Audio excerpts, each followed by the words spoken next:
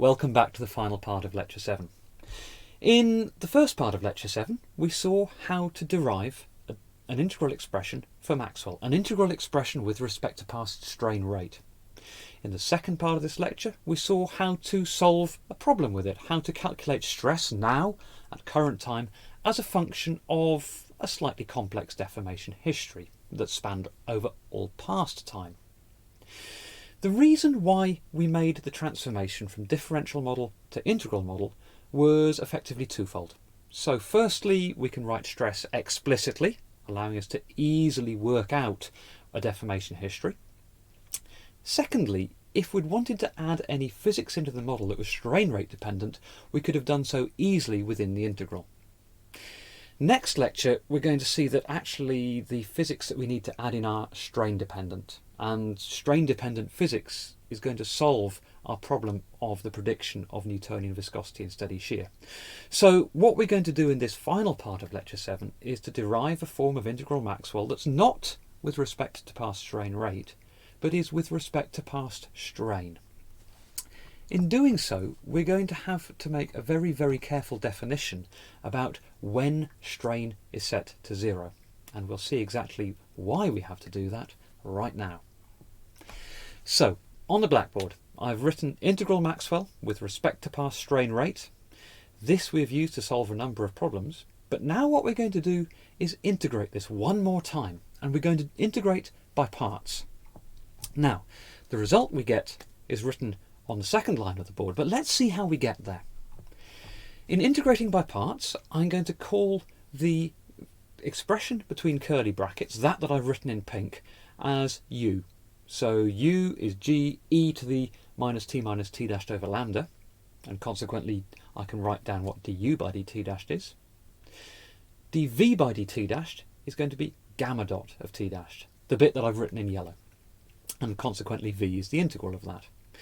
So on the second line down, we can see that I've written stress at current time, tau of t, is equal to the difference of two terms. So the first term, the one in square brackets, is uv,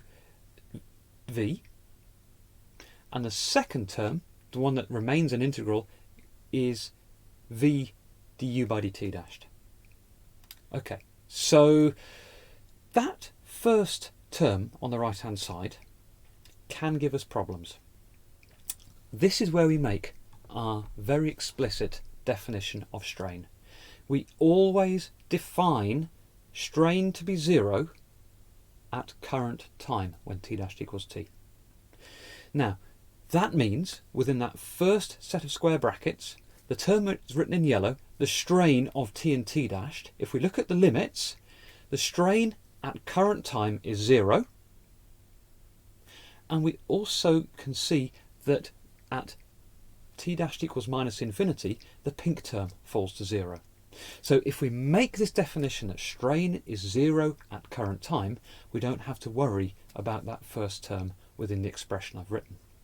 And what we're left with is the following, that stress at current time, tau of t, is an integral involving a group of terms involving g and lambda.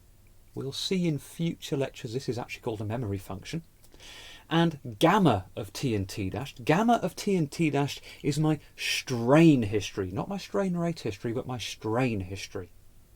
So now I have a form of the Maxwell equation that is still explicit in stress, but is integrated with respect to strain over past time.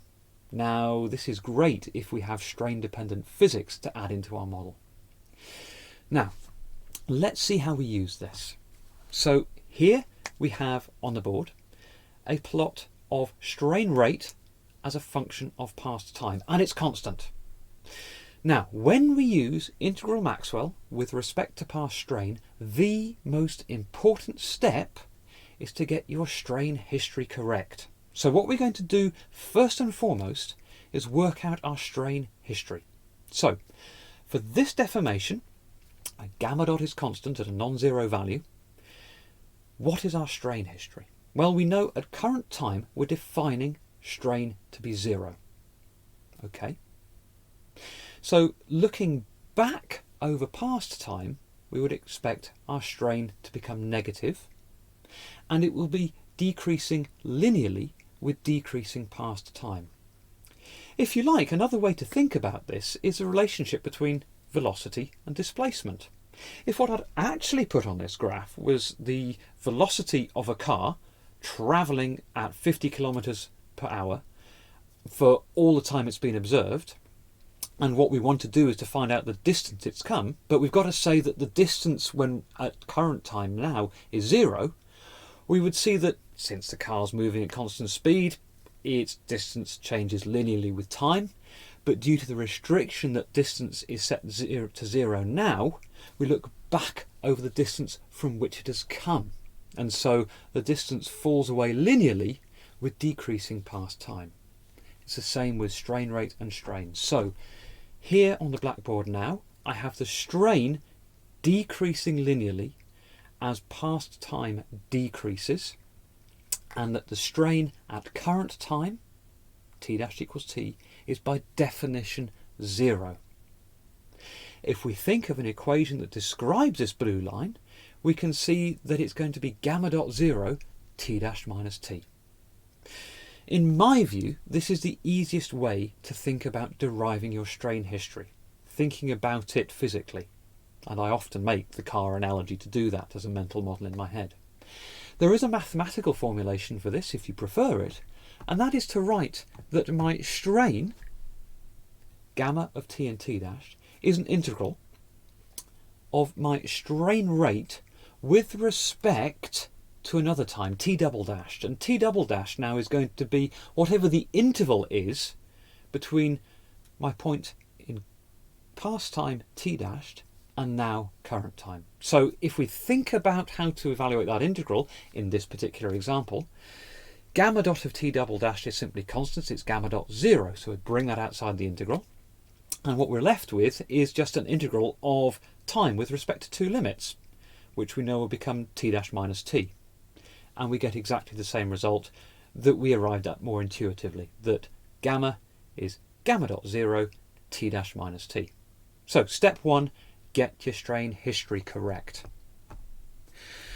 So then we implement that strain history within the integral Maxwell model with respect to past strain. In the top left hand part of the board, I've just reminded you what the general expression is for that integral, and then in bold type on the board, a little bit further down, I've written what the integral becomes for the particular deformation that we're interested in now. And we can see that gamma of t, comma t dashed has simply been replaced with that blue bit, which is gamma 0 t dash minus t, which is the correct form of my strain history. So we integrate. Now, when we integrate, it's actually very convenient just to make a little substitution. The substitution I'm going to make is that S is t minus t dash, t minus t dashed. It just tidies things up a bit. ds therefore is minus dt dashed, and if we think of our integral limits, when t dashed equals minus infinity, s equals infinity, and when t dashed equals t, s equals 0. So there in yellow is my transformed integral. It's just easy to integrate it like this, and we can see that we have a slightly more compact integral that we can now evaluate by integrating by parts. Now, I'm not going to do the integration for you. It's in your lecture notes, or you can practice deriving that result yourself. But the result we end up with is expected, that stress is eta gamma dot 0. It's our Newtonian viscosity in steady shear result that we've seen twice before. We've seen it with integral Maxwell with respect to past strain rate, and we saw it in differential Maxwell. We haven't added any additional physics. We don't expect the result to have changed. So we're happy. We're happy the result hasn't changed. We're not happy with the prediction of Newtonian shear viscosity. So finally, let's see how we apply integral Maxwell with respect to past strain rate to a deformation history. I'm going to use a simple deformation history, not a more complex one. So the one on the board is in region 1. I have 0 shear rate. This is a plot of gamma dot as a function of past time t dashed. In region 2, I have gamma dot 1 constant. And in region 3, I again have 0 gamma dot. So strain rate equals 0. And I have placed current time in region 3. So, as with integral Maxwell with respect to past strain rate, I'm going to look at an integral in each of these regions to get stress as current time t dash equals t. Now, step 1, whenever you use integral Maxwell with respect to past strain, is get your strain history correct. So we're going to do that now.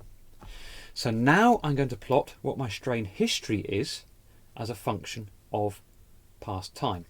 Now, at past time equals current time, we know that strain equals 0. So if we look at the far extent of region 3, where I've placed current time, at that point, strain is 0.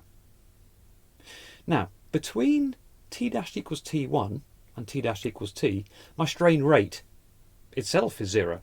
And so throughout region 3, my strain will be 0. My car is stationary, it hasn't gone anywhere.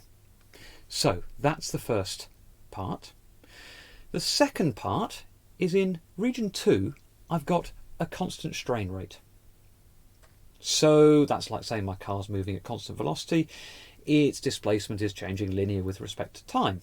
So since we're starting displacement at 0, my strain will become negative, linearly decreasing with decreasing past time, until you get to the end of region 2 where t dash equals 0.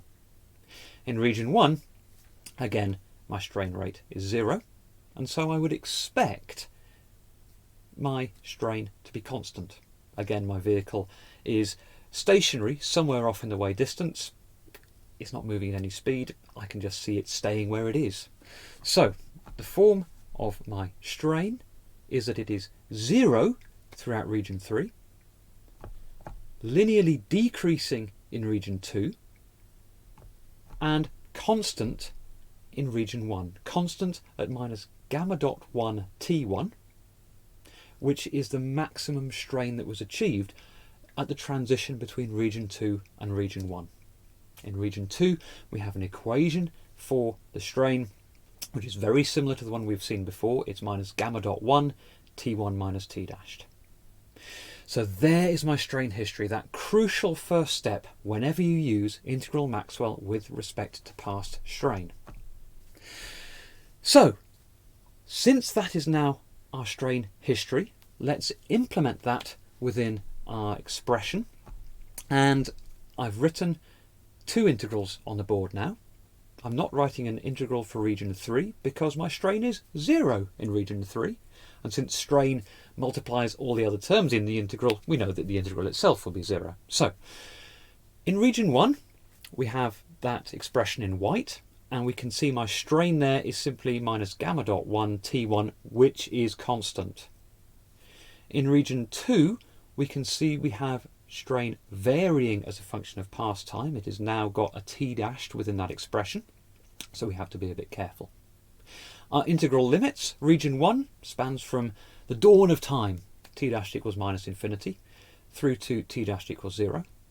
Region 2 spans from t dashed equals 0 to t dashed equals t1. And we're evaluating stress somewhere in region 3, somewhere where past time equals current time. And I'll leave that to you to work out what the result is. But again, what you will see is we've got a stress relaxation. And the form of that stress relaxation will be exactly the same as you'd get if you had solved the problem using integral Maxwell with respect to past strain rate, or simply differential Maxwell. So, a few key points to round up. We've got a second integral formulation of our Maxwell equation now, integral Maxwell with respect to past strain. It's a very useful manipulation to end up with because we're going to see next lecture that solving the Newtonian shear viscosity problem in steady shear involves adding strain-dependent physics into the Maxwell model. And now we can do so readily because we have a formulation which is explicitly formed in terms of strain. When we use integral Maxwell with respect to past strain, we have to define that strain is 0 at current time, when t dash equals t. And the most crucial thing that we have to do when using integral Maxwell with respect to past strain is get the correct form of your strain history first and foremost.